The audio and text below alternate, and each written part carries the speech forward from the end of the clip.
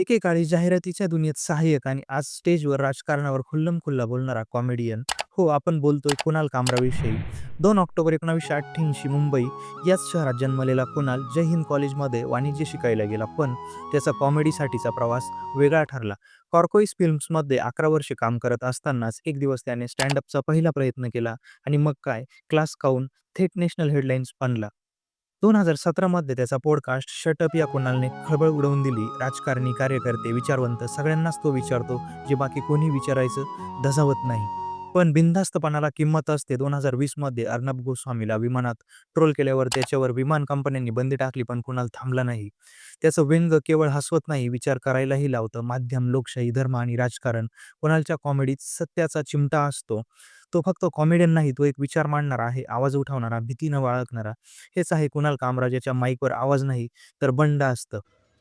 Video आवडला असेल तर आपल्या जागर दृष्टी पेजला नक्की फॉलो करा, लाईक करा, शेअर करा. धन्यवाद.